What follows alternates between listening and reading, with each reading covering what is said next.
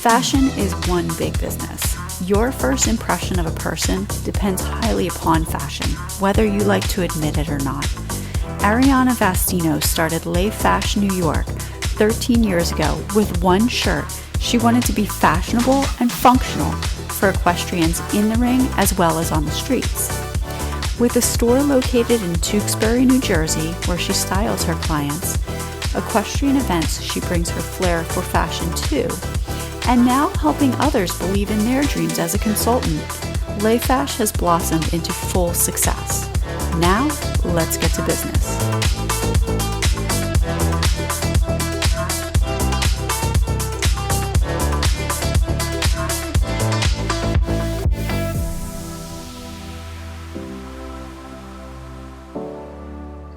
Hey everybody, I am Tatiana Ryan. This is the Businessy Podcast, and today we are here with Arianna Vastino, my friend from LeFash, the equestrian brand that is clothes, home goods. What else do you have going? I mean, amazing things. We have accessories. It's just like overall like a great kind of lifestyle brand. I like to say we're equestrian lifestyle, but we have great basics for everybody. So people that don't ride just wants to come in for like a great t-shirt, a great sweater, a great basic you can wear anytime. I have that. I mean, everything these days is like a crop top. So it's like people need more options. Like that good cotton t-shirt that you wear with jeans that you wear all summer long. I have that. Like that's like one of the best things that I have.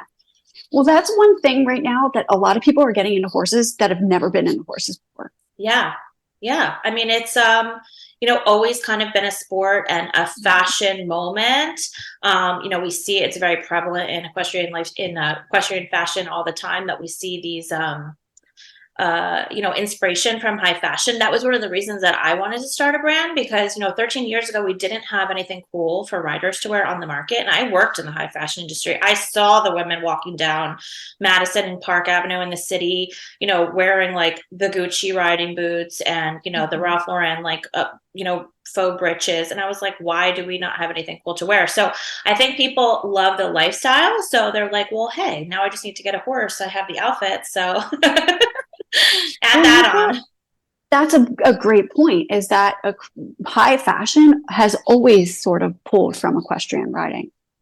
Yeah, it has, because, equestrian is like the sport of kings. People talk about it that way. It always has this aristocratic undertone. And that's what high fashion is, like that, wealth, that image of, having income or high income. That is something that people look at the equestrian lifestyle and they say, well, that person needs to have money. They have horses. So that's why there were so many elements of equestrian in high fashion. And a lot of the big houses like Hermes and Gucci, they started out as harness companies. So that's why they still have that equestrian influence, like the bits on the, buckles and the equestrian prints, because, that's how they started. As a kid, what made you want to get into fashion? Was it the Barbie whole thing? Like, did you have the little Barbie scene? What made me want to get into fashion? I don't know. I think like my family is very fashionable. Like I had very fashionable aunts, and my mom was very fashionable. My mom will tell a story that when I was in the first grade, you're given a letter in the alphabet and you have to draw a picture that's associated with that letter. And mine was L. And I drew this like cylinder thing with like a CD at the top. And it was a Christian Dior lipstick. Like that's what I drew in the first grade. So it's like, that was like very much in my life all the time. My dad is very fashionable, like he's in Armani suits and things like that. So I think that was just like in my blood. And it was something, especially as I grew up in, going through high school and you start to kind of discover your style and things like that. It was something that I was always very drawn to be kind of, expressing yourself in that way and just like loving good products and things like that. Your parents are totally fashionable. Like you guys go to the what's the steeplechase up in Jersey? Oh, the Far Hills races. Yeah. Far Hills. Yeah. Yes, and you guys like the whole gambit. Like you have the whole like spread of everything. Your mom has everything totally covered. Yeah, they're totally bougie. Wine, like everything. I had no choice. I told my husband, like, I grew up like this. Like this is like, how it is. Like I like nice things. Like I have to be successful because I like nice things. It's very annoying. Trust me. You design your own products also. So take us through a process of designing, say, a shirt and then taking it to someone to get it made. How do you make all of those decisions? So what I always started doing, like, because that's originally how I launched my company 13 years ago, was designing the perfect riding shirt, is doing a ton and ton of market research. So that's not just asking people what they want, but it's also looking at different types of fabrics and sleeves and inserts and this and what, breathes, what doesn't, what moves with you, what doesn't, and trying to figure out. And I almost put it together like a recipe. So I like this and I like this and I like this and I like this. Let's put that together in a design and let's see how it works. And then I tweak that for like a little while. And then I go and get a pattern made. So I bring it to my pattern maker, they make a pattern, they make the original sample. And then of course we tweak the fit. So, oh, we don't like this seam here. Let's move it down an inch. Let's move this here. Let's, take it in here in the waist. Let's move it out here in the bust. And I always fit everything on myself. A lot of high fashion, they have something called a fit model. I use myself because I have a real body. I have a big bust. I'm short. I'm not super skinny. So I make sure things are long enough for taller people, but we don't necessarily need to design for the person that's like a stick figure size 2, because everything's going to look good on them. We have to design for people that have a body and are a real person and have insecurities. Like, my fabric is not going to be like spandex skin tight, like it doesn't need to fit like a Spanx in order for it to be tight and look good and polished. So I have fabric that moves with you, glides over your skin. So like, those are all things that you want to kind of, as you're designing things, to think about. And those are all things that I think about.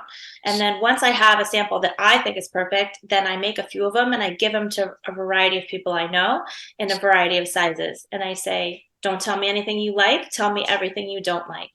And then once I take all that feedback and then I tweak those things, then we make a finalized sample, and then we do the same process again. Once everybody loves it, then I take it to market. That first shirt you came out with, there was an actual science behind that, because you wanted it to be comfortable for the rider. I remember when you first launched it, it was really interesting watching that. Yeah. And it's funny because, when I first launched, it wasn't like today where there's like a new equestrian brand on the market every other minute. It was like Essex Classics, I think, just came out with the collarless riding shirt. They just came out with a lower rise britch. Like, it was like there was like no innovation going on in the market. And I was one of the newer brands that came on. And of course, everybody rebelled against that because our sport is so conservative. And they were like, well, why are we doing this? That's not how riding shirts are made. And I was like, no, I'm doing something different. And I wanted it to be able to be fitted, but not be constrictive. So there was kind of a whole science about putting the stretch fabric in areas that would allow us to move, like through the arms and through the body, but you're still able to have something that was fitted. And I left the cotton button down in the front, so under your riding coat, it still looked like you were wearing a cotton traditional shirt. So that was, and then the color block thing kind of came a little bit by accident, because I remember I was going to a big horse show and I wanted to make a ton of samples for everybody at my barn. I'm like, let's all wear them. Let's ride in them. It's going to be 90 degrees up there, and let's see like how they hold up. And I wanted to do just white with white knit on the side. And my pattern maker's like, we don't have any more white knit. And I was like, oh, shoot, I need it like in 2 days. And she's like, well, we have black. I go, yeah, just do it with white with black on the side. I said, no one's going to see it under your riding jacket. And people saw that and were like, whoa, where did you get that shirt? So that is like the whole, like, now it's like explosive in the industry. Everyone's doing the color block. But that was how I started with it. And I was like one of the first people to do it, because it was like, here you can have something that A, is forgiving when you don't have your jacket on because it's a dark color. B, it looks cool. It's a fashion statement, but it's still going to have that kind of traditional feel. So that was kind of how I came up with that, which was awesome. Well, now everybody's doing like wild colors now too. I just saw like a magenta jacket. I know. And I love this. I love this for the sport. I love this for equestrian fashion, that it's come like so like far from like when I started, that people were like, oh my God, like your collar is, a quarter of an inch lower than normal collars. You can't do that, and now it's like people are wearing these wild things. I love that that's happened in the sport. I really, really do. I think it's so fun. Now let's talk about technology, because the sport itself has exploded because of the internet. and being able to sell on the internet. Tell us how, like, creating your website and everything you do there to be able to reach new customers. So it's actually funny that you mentioned that. We're launching a brand new website at the end of this month. It's being built right now, and I'm going to kind of influence styling tips and a lot of AI features in the website that will make it more of a seamless shopping for people. Like each product that's on the website, I'm adding my personal style picks that what else in my collection that you can pair with it. So you can kind of create an outfit. That's the experience that people have when they shop in store with me. I have, a brick and mortar store in New Jersey. People come in and they shop with me because they want to put together an outfit for a special event, or like, I need a shirt, but I want to put a pant with it. And they get that from me, but they don't get that necessarily online. So that's one of the things that I'm kind of interweaving. We're seeing so much AI, and we're seeing so much of these cool features that are around everywhere and everything that we do. And I think that it's going to be really exciting because people are going to be able to get that one-on-one shopping experience online now that they don't normally have. Now, not only have the apparel, you have housewares and leather goods. And I have my LeFash pillow that I got. I love that pillow. That was such a cool feature. We did that with another small brand. She was a graphic designer, and she did these like pillows and things for us. Unfortunately, we stopped doing it because there was a photographer that got upset and thought that we stole his work, which we did not. Yeah. That was a photo that I took of a rider, Jen Alfano, who wore our brand for many, many years, still does. And at the Central Park Horse Show, which was so LeFash because it was in the city, but it was this horse show. It was like the coolest thing ever. And we kind of created that photo, and we tweaked it. Well, this designer tweaked it, and she made it into a print. And then unfortunately people got upset. So I was like, you know what, this is just too much for me. So I had to stop doing that. We do. I source a lot of housewares, beautiful pillows from this one designer called Sally Chapman in South Africa. She's amazing. Beautiful linen pillows. I do a lot of leatherware that I source from really great brands around the world. I'd like to focus on women-owned brands, but I do also some family brands, like the belt company that I used to get my leather belts from. They're a 40-year family-owned business in Canada, and I just love like working with stories like that. Not only do you get such great quality, but it's like more of a story that goes along with things that you sell, and also causes that I like to support. Well, you not only have the belts, you have bags too, don't you? We have some bags. I don't know why historically a lot of bags like don't really do that well for us. We do some bags. I was doing some bags from Italy, and then we kind of stepped away from that. I just did an event this weekend with a really cool handbag line, not handbag line. They do like ring bags, boot bags, things like that, totes. She's also a women-owned business. So we have like a really great time this weekend doing that. And, I love to support, other entrepreneurs starting out. She just launched her business like a few years ago. So I think it's really good to support that. Well, you just brought up your brick and mortar store. You also travel around to horse shows a lot. Yes. What is the key to finding a perfect location for your brick and mortar store? Wow, that's really interesting that you brought that up because it's hard. It's hard. You want to be in a good area, but you want something that has like good traffic. At our store in New Jersey, it's not like a traditional main street where there's a lot of foot traffic walking around. It is in the heart of kind of horse country in New Jersey. It's in Tewksbury. There's a lot of old family estates, like the Johnson & Johnson family have their estate down the road. It's very much like that type of vibe there. But what I do is more personalized shopping. So even though we're open and we have normal hours, what I found that worked well for me is that we have a lot of events and we have a lot of people making appointments and coming and shopping for specific things that I help them with. That's kind of my background. I was a stylist before I launched LeFash. Even though I was a trained designer, I went into fashion styling. So that's kind of why, I opened the store and carry other products to kind of style people. And that I think is kind of my forte. So it's hard, I think, at the horse shows too. Like, there's so many vendors there, and it's like, how are you going to make yourself stand out, and like what horse shows to go to? I personally don't want to be a horse show or a vendor that travels to the shows full time. It's a great business. People make a killing doing that. I don't want to do that. You know, I have my horses at home. I have my husband. I have my kitty cats. Like I want to be home most of the time. So I pick like certain destinations that I think will be beneficial for the brand, but fun. Am I bringing my horse to show too? Is it kind of like a working vacation? So I kind of think about things more like after year 13, I try to think about things that I want to enjoy doing, not necessarily like constantly grinding it out because I'm tired. Yeah. Well, it's a lot of work too. You have to pack up all that stock and everything and take it there and set it up and tear it down and Yeah, it is. It's a lot, and horse shows, it's like you're very weather dependent. If it's pouring rain all week, it's like you don't get your money back. You know what I mean? You have to make it work. So I like to do little like sip and shop wine parties when it's pouring rain at a horse show, so people can come and drink and enjoy their shopping experience because you're there showing in the rain. It's miserable. We're all miserable, so come shop. Exactly. Yeah, they're good drinkers too. A lot of good wine flowing. Yes. Yeah.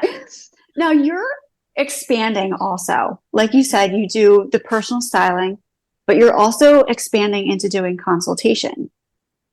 Yeah. So first of all, let me preface by saying like I had no experience in production on clothing, none. I had no experience on selling retail. I kind of figured things out over the last 13 years. I made a lot of mistakes. I did things well after making mistakes. And so many people have come to me over the years and said, I have this great idea for a product, but I have no idea what to do with it. I have no idea where to go. I have no idea where to start. And they've asked me for advice. So I kind of started consulting for other people on the side. And now it's kind of developed into kind of a full business. And I am very, very passionate about it because I once was there and I didn't have anybody to go to like myself that I felt that I could trust, that I felt had the experience to, do that for me. And to be honest, a lot of the people that people recommended me to go actually made me feel worse. They didn't make me feel better. They made me feel that I couldn't do it on my own, or, it was very discouraging. So I don't want people to feel that way, because if I can build a brand on my own, anyone can do it. So, so I started consulting for other people. So anybody that are interested in, creating products in the fashion space, I help them with that. You go through all my vendors in the city, all my pattern makers, all my sample makers, all my factories. I can help you get everything started in production. If people want to take it and then go produce someplace else, they're more than welcome to. But if they want me to help them run the production in the city on clothing full time, I can help with that too. I also do like social media consultations. People are like, wow, you built, over 22,000 organic followers on your social media. I don't know how to do that. I'm not gaining followers. So I do like a consultation for them. What hashtags work, what ads work, what demographics work for you, what time of day do you post? And I can do that for you, or we can manage it full time for you. If you feel that the information that we give you is too much for you, we can do that for you as well. I think it's a really, really fun business. What do you think is the biggest challenge that you've overcome, especially with things that move so fast nowadays? Like 40, 50 years ago, it was pretty basic. You had different people you went to for advertising, for marketing, for your products themselves. But now everything moves so quickly. Like it's not the same as it was 5 years ago. No. You're constantly evolving, and you have to be constantly evolving in order to stay relevant. That's, I was just speaking about this the other day, because what I was doing in terms of marketing for LeFash brand, like you said, 5 years ago, that was working like a charm. That doesn't work. Social media marketing is great, but they're constantly changing the algorithms and changing things, and you're not in front of the people that just follow you. You have to kind of fight for that. So it is constantly like a hustle and a grind. I work with a great company that, helps me kind of stay on top of things. They're a marketing agency, and they can actually see more behind the scenes than what we can see on our own accounts. So I work with them. They're called Rev Ed Mode, and they're amazing. And And then just myself, like doing a lot of research, I think that was one of the reasons that I was able to be successful with LeFash, because I'm just a really good researcher. And that, now we have that all at our fingertips all the time, and we're able to look things up so easily. And I think when you do that and you're reading about things and the knowledge of things, not just people telling you that, but you're understanding it, I think you're able to stay on top of things a little bit easier. But it is a grind. It is hard because it's constantly changing. Was there any specific challenge that like really was hard for you? In the business in general, I think, dealing with the knockoffs has been really, really hard for me. Like I said, I started this brand 13 years ago with, not a lot of innovation in the industry. And now we have a ton of innovation in the industry.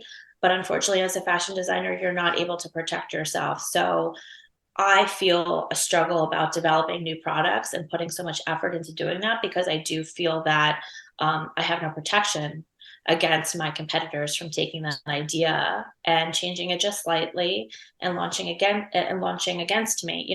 So the product that I actually have on the market now, the Palo Alto shirts, I actually knocked myself off in order to compete with the knockoffs. Yeah. So it is like a little bit more of a simplified version of my original shirt that we were talking about before, because I almost had to do that in order to compete with the people who knocked me off, which is so crazy. Wow, that's insane. Yeah. Thinking of that. It's been really, really hard, and there's no protection. It's just, I find it so funny. You read the stories where it's like, a song comes out and the riff in the song is like 3 similar notes to a song from 40 years ago, but sounds completely like a different song. And no one would recognize that that is a similar beat or anything like that. But, they sue and they get this money because, it's so similar. But like, my competitor can literally copy me, launch against me in the same time, and I have no protection. It's terrible. The same thing, like you said, with the photo, using the photo for the... Yes. Yeah. Yeah. I mean, we didn't use that photographer's photo. It was a photo I took personally at that event. And then she tweaked it and turned it into graphically into like a charcoal drawing. But because he was the official photographer at that event, he thought that I took his photo. Wow. So, I mean, he came up to me at Devon, and remember I told you I always have a bad look at Devon. He came up to me in the middle of Devon on Grand Prix night and was screaming at me in my face how I was a thief. So, are you serious? Yeah, it was mortifying and 100% not true, because first of all, I had photos all over the booth from that photographer that I purchased from him. And I said, well, why would I purchase these and not purchase this? Number one. Number two, I'm so sensitive to being knocked off that I was like, I'm the wrong person to be doing. I'm the wrong person to be complaining about that, because I would never do that to somebody else, ever. Because I know how it feels. Yeah. And a photo is so easy to get the same view and stuff like that. So right, because we're in Central Park. It's like there's buildings behind you. And that's what I said to him. I go, the buildings in Central Park don't move. I go, if I'm in the same area of a horse jumping and there's a building behind me, it's not going to be different in your view. You know what I mean? So what's your favorite horse show to do? Oh, my favorite horse show. I just recently started going to WEC in Ocala. And this is my second year that I went for the month of February. And that is a really, really cool horse show. That place is ridiculous, isn't it? It's pretty ridiculous. I mean, it really is. But what I love so much about it is that they are so friendly.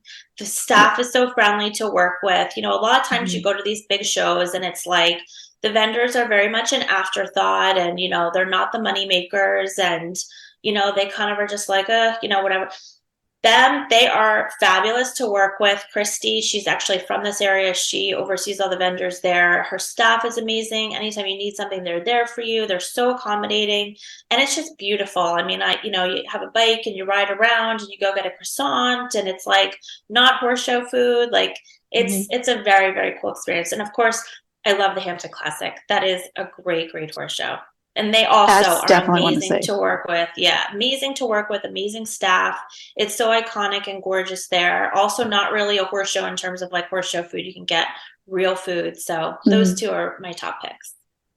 And for our listeners, WEC is actually the World Equestrian Center in Ocala. It's brand new. If you have a chance to go down there and see it, as both Ari and I said, it's absolutely amazing. It's mind-blowing to go down there. They have world-class cuisines. You get to watch the horses. they have the Hotels hotel. on property. It's crazy. Hotel's amazing. Yeah. Yeah, it's pretty next level. Yeah, it's great. It's a cool vibe down there for sure. Yeah, there's nothing around it, but in itself. No, you're in Ocala, so you're passing trailer parks and auto zones. But other than that, yeah, it's cool. It's a cool vibe for sure.